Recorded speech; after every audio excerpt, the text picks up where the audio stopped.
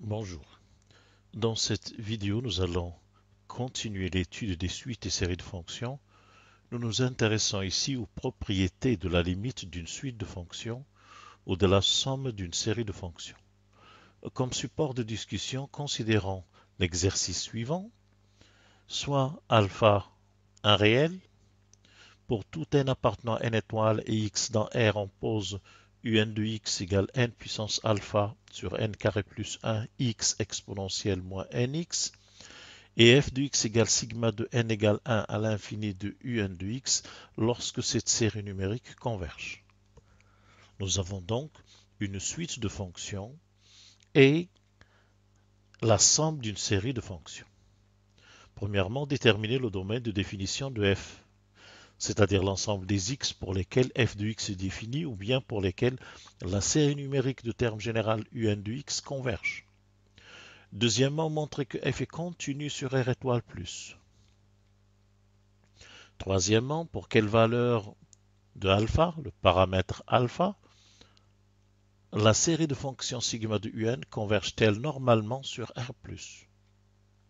Quatrièmement, montrer que si alpha est supérieur ou égal à 2, alors la série de fonctions sigma de un ne converge pas uniformément sur R+.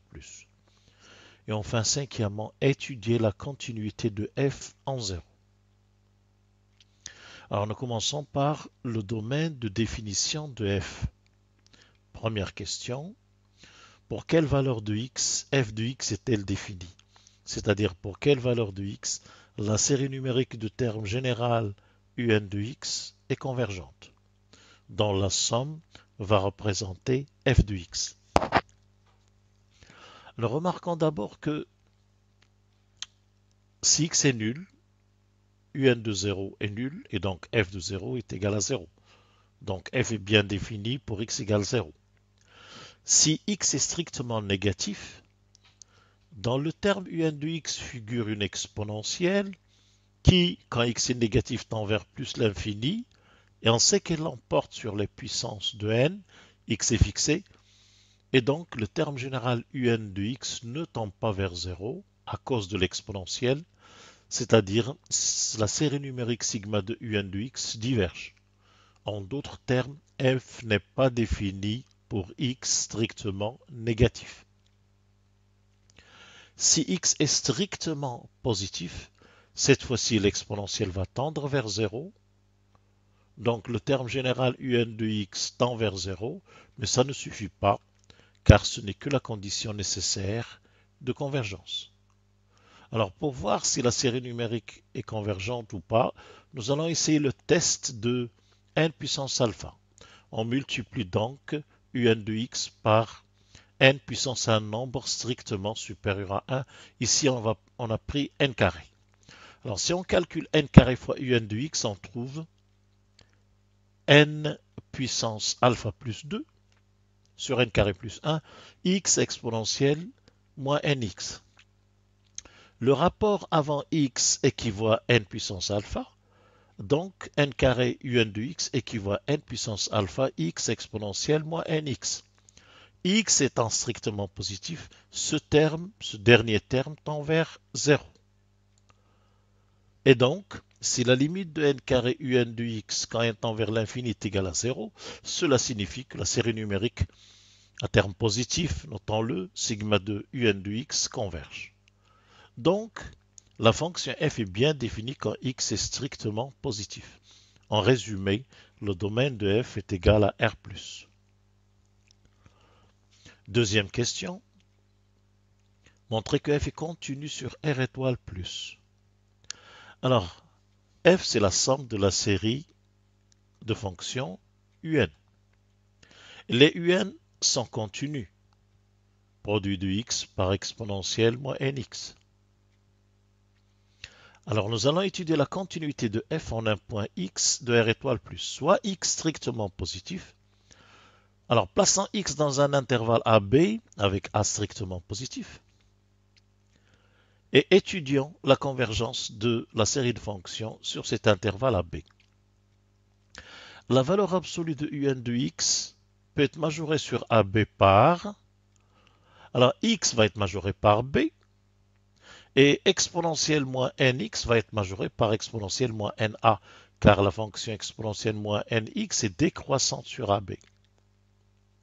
Nous venons de majorer la valeur absolue de un de x par le terme général d'une série numérique qui ne dépend pas de x, qui lui-même équivaut à, alors n puissance alpha sur n carré plus 1 équivaut à n puissance alpha moins 2.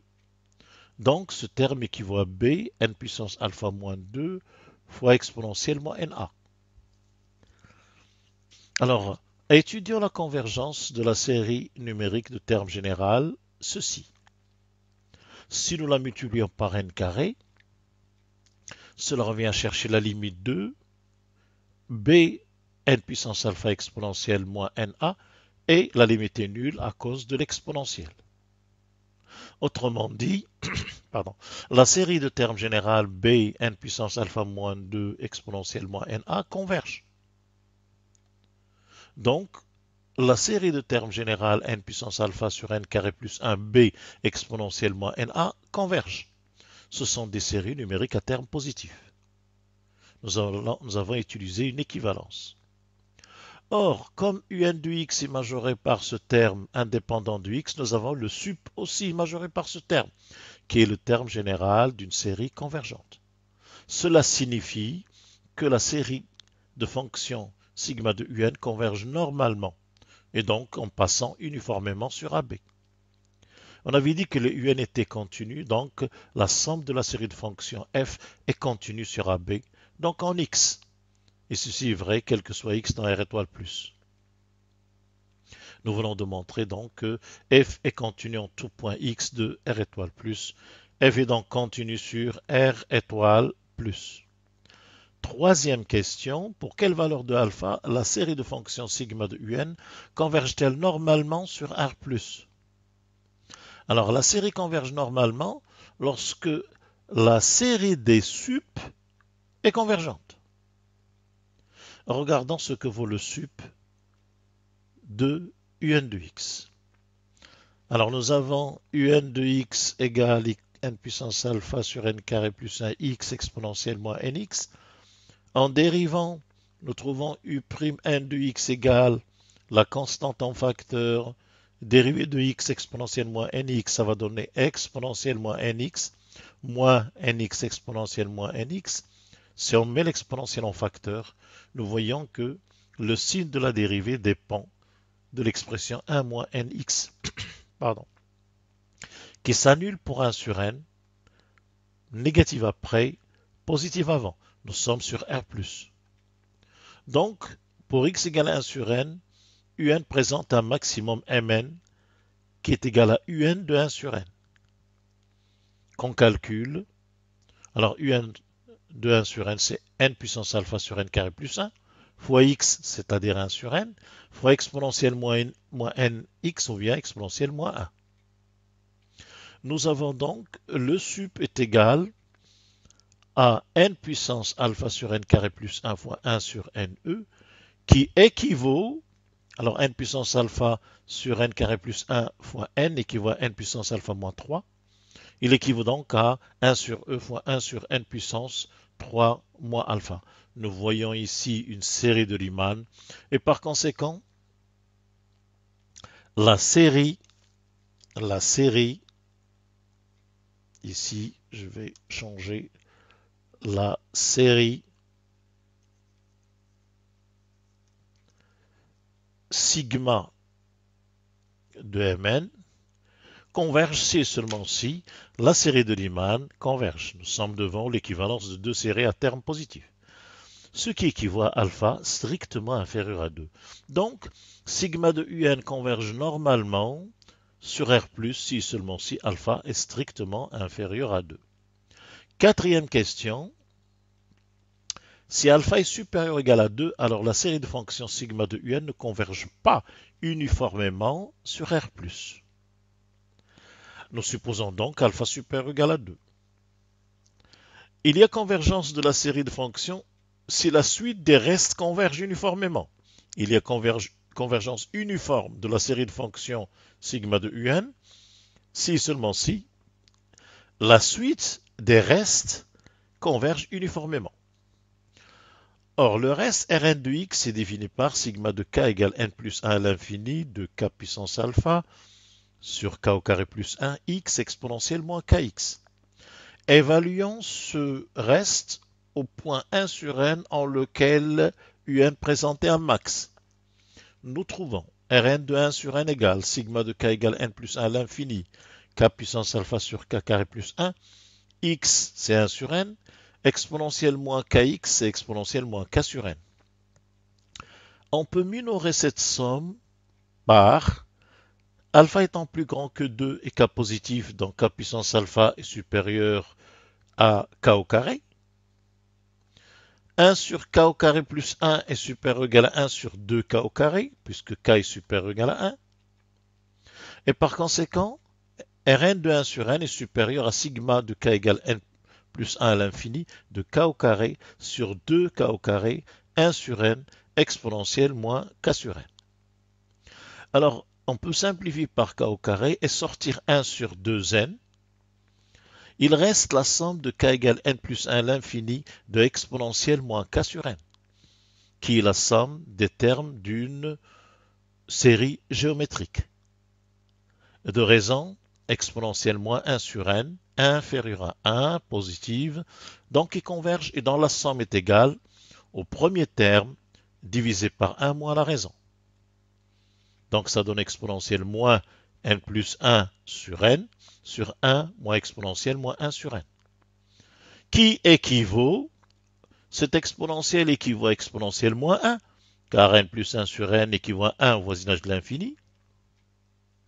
Donc nous obtenons 1 sur 2ne fois 1 sur 1 moins exponentielle moins 1 sur n, exponentielle moins 1 sur 1 développé à l'ordre 1 donne 1 moins 1 sur n plus petit o de 1 sur n. Et en simplifiant, on voit que cette quantité est équivalente à 1 sur 2ne. Les 1 se simplifient et il va nous rester 1 sur n plus petit o de 1 sur n qui équivaut à 1 sur n. Et donc, l'expression équivaut à 1 sur 2e, puisque le n va disparaître. Ce qui signifie que Rn de 1 sur n est supérieur ou égal à un terme équivalent à une constante. Donc, Rn de 1 sur n ne tend pas vers 0. Ce qui signifie que le sup des Rn de x quand x décrit R+, non plus ne tend pas vers 0. Cela signifie que la suite de fonctions Rn ne converge pas uniformément sur R+, ou encore que la série de fonctions sigma de un ne converge pas uniformément sur R+. C'était la question posée. Étude de la continuité de f en 0. Alors reprenons f de x, c'est sigma de n égale 1 à l'infini un de x. Un de x c'est n puissance alpha sur n carré plus 1 x exponentielle moins nx. Commençons par le cas où alpha est strictement inférieur à 2. Nous avons vu que dans ce cas, sigma de un converge normalement, quand on parlait des séries de Riemann. Converge normalement, donc uniformément sur R+. Et donc les un étant continus sur R+, il en est de même de f. Donc les un sont continus en 0, f est donc aussi continu en 0. Si alpha est supérieur ou égal à 2, on vient de voir que le reste Rn évalué en 1 sur n ne tend pas vers 0. Or ce reste c'est la somme de k égale n plus 1 à l'infini, qui est inférieure à la somme de k égale 1 à l'infini de uk de 1 sur n. Mais sigma de k égale 1 à l'infini, qui est supérieur à un terme positif qui ne tend pas vers 0, cette somme aussi ne tend pas vers 0. Mais cette somme, c'est exactement f de 1 sur n. Nous sommes donc dans la situation suivante. F de 1 sur n ne tend pas vers 0, alors que 1 sur n tend vers 0, ce qui signifie que f n'est pas continu en 0.